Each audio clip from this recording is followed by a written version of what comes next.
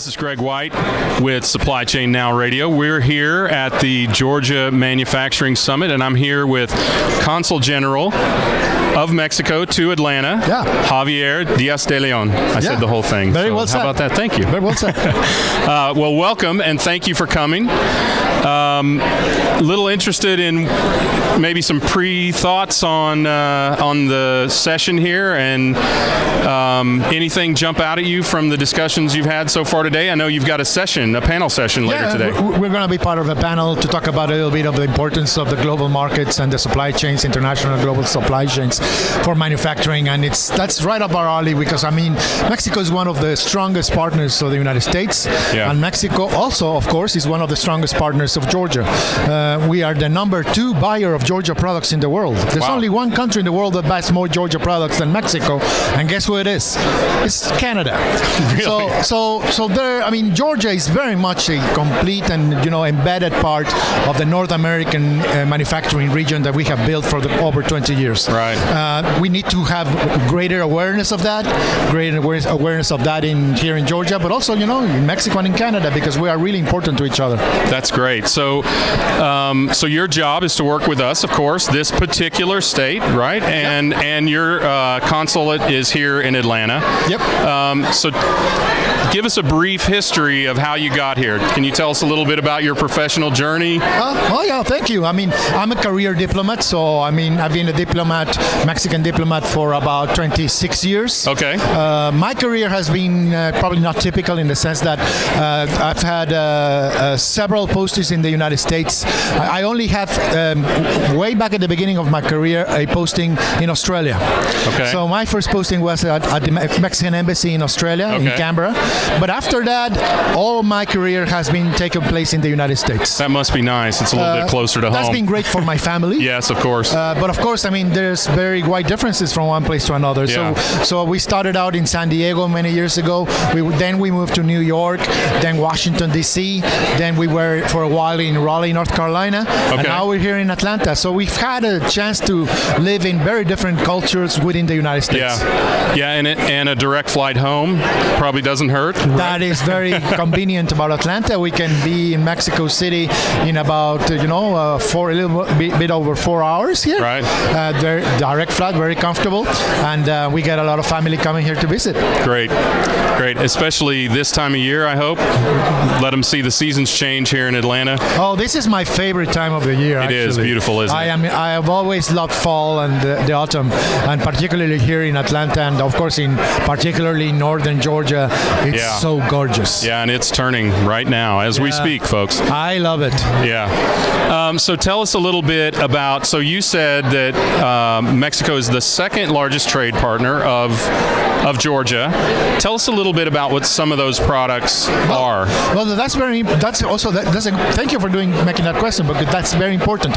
When we talk about the billions of dollars that we trade with each other between Georgia and Mexico, which is over $18 billion every year. And every year we reach a new summit in terms of the highest ever, in terms of bilateral trade between Georgia and Mexico. And a lot of people think that this is about finished goods, that this is Georgia exporting peanuts and peaches. That's the first thing that comes to mind. And Mexico exporting tequila and avocados. Okay. And of course we do export a lot of tequila and avocados. I hope so. Yeah. Yes. And of course, we buy a lot of peaches and a lot of peanuts. Okay. But that's not really what it is about. Okay. But we are really about this exporting and buying from each other manufacturing parts, electronics, cables, computer parts. Okay. And of course supply chains. I see the name of your radio station. Oh, that's right. So it is a supply chain that is built up in North America between companies and plants that operate in Mexico and plants that operate here in Georgia. Plants in Georgia do not compete with plants in Mexico. They are complementary to each other. Yeah. Well, we had a little bit of an example of that with Kia today, right? They have a plant here in West Point and also a plant in Mexico as well. Exactly. That is a perfect example of that, because the Kia plant in West Point, Georgia, gets a lot of supplies and machinery and parts from the Kia plant in Monterrey, Mexico. Okay. It's not like we're competing with Georgia to try to. No. Right. These cars that are built and manufactured in the Kia plant here in Georgia are semi also built in Mexico, because they they are, part of the same supply chain. Right, and I think they make a different vehicle actually in the plant in Mexico, or different set of vehicles in the plants in Mexico, right? That's part of the strategic, views and plans of each manufacturer. And stories like that, I could give you like several other stories of other manufacturers, like of course, Ford company that does the sort of thing in Mexico, and of Volkswagen makes cars. Toyota, and several other plants that have plants operating in the United States very successfully, but they complement with plants operating in Mexico. Yeah, that's fantastic. I really think it's difficult for people to think of it in a broader spectrum than peanuts and tequila, but I think it's important for people to know that there is a much, much deeper connection of trade. And taking care of that relationship and taking care to make sure that those supply chains keep on, being able to work and to have the easy access that they have between our countries is crucial. It's crucial because, for example, a few months ago I was at the Toyota plant in Huntsville, Alabama, and their Toyota plant, what it does is that it sends the engines from the cars that they build there. They send them to Tijuana to the Toyota plant in Tijuana, Mexico. Okay. And for them, the access of those engines into the Mexico is critical. Yeah. And those sort of things are critical again for Georgia and the Kia plants, for example, to go and access parts and manufacturing elements that they need to come from the plant in Mexico and Monterrey. Great, that's great. So how do you think USMCA and its goals play into that? And then if you care to, not to put you on the spot, but if you care to, give us an idea of whatever your or Mexico's general thoughts on USMCA are. Of course. I mean, of course, Mexico is fully behind about the idea of updating our trade agreement, which is NAFTA. We see USMCA as an updating of NAFTA, putting it at the 21st level. Yeah. We need NAFTA at the early 90s, so it's over 25 years old. Right. And we were the first free trade agreement between a developing country and a developed country ever. It's hard to think about that now. But I mean, we really were trailblazers when we did NAFTA. Right. But it's over 25 years old. There was no such thing as digital trade back then. Right. And the energy sector and medical, all of that hit.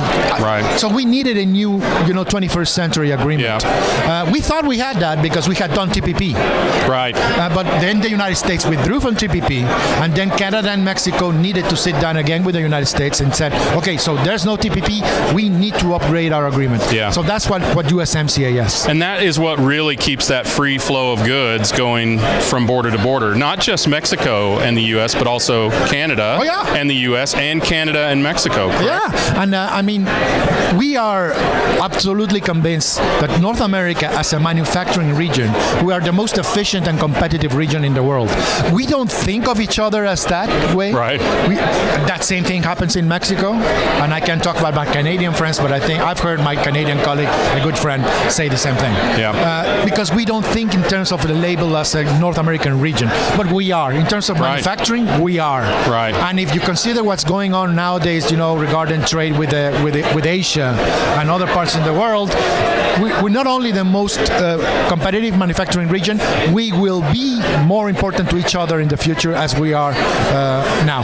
Yeah, I completely agree, and I think it's really important for us to come to some level of agreement. Not that I'm any kind of expert, but we need to have some level of surety between the countries. And Greg, and I think the key word is reliability. Yeah. And to be aware, have certainty of where we're going.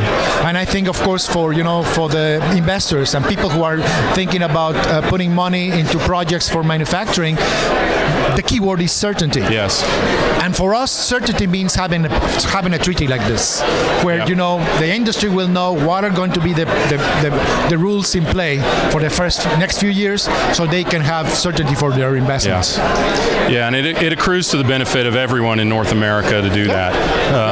To be able to have that certainty is critical for all of the countries, and I think I think we have to recognize that we're all partners in this, regardless of whatever the level is of imports and exports of any of the individual countries. We're all important to one another. Yeah, and we understand that sometimes there's a little bit of anxiety regarding deficits, and we understand. But if you look at the numbers, the U.S. numbers regarding where the deficits are, the real problems are not in North America. Yeah, the problems are elsewhere. And the other thing is that you really need to look into what sort of products are you trading with.